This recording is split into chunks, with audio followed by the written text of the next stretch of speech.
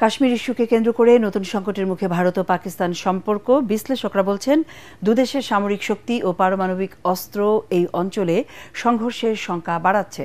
এরই মধ্যে নিজেদের দূরপাল্লার অস্ত্রের অনুশীলন শুরু করে দিয়েছে দিল্লি ও ইসলামাবাদ, যা বিশ্বব্যাপী সৃষ্টি করেছে উদ্বেগ।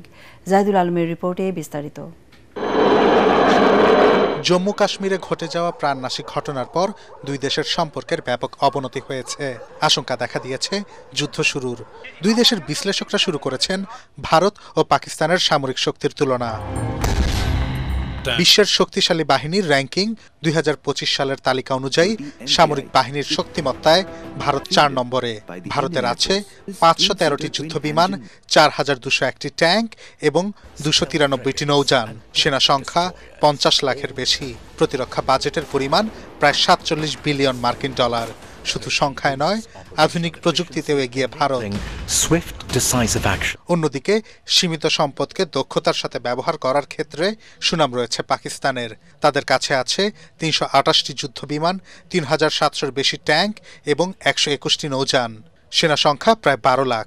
প্রতিরক্ষা বাজেটের পরিমাণ 7 বিলিয়ন মার্কিন ডলার, যা ভারতের চেয়ে অন্তত 7 গুণ কম। ওয়ালটন আবারও মিলিয়নিয়ার অফারে ওয়ালটন ফ্রিজ কিনে আপনিও হয়ে যেতে পারেন মিলিয়নিয়ার। 2024 সালে সামরিক শক্তির তালিকায় পাকিস্তান 9 নম্বর থেকে 12 নম্বর হয়েছে। পিছিয়ে পড়ার কারণ হিসেবে বলা হচ্ছে সামরিক আধুনিকায়নে পিছিয়ে পড়া এবং প্রতিরক্ষা বাজেটের সীমাবদ্ধতা। এদিকে গোটা বিশ্ব উদ্বিগ্ন চিরশত্রু দেশ দুটির পারমাণবিক অস্ত্রের সক্ষমতার জন্য। 2024 সালের জানুয়ারি পর্যন্ত ভারতের কাছে থাকা পারমাণবিক অস্ত্রের সংখ্যা 180টি। অপরদিকে পাকিস্তানের মজুদ 170টি পারমাণবিক ক্ষেপণাস্ত্র। বিশেষজ্ঞরা বলছেন, ভারতের সামরিক শক্তি, সেনা সংখ্যা এবং অর্থনৈতিক সক্ষমতা পাকিস্তানের তুলনায় বেশি।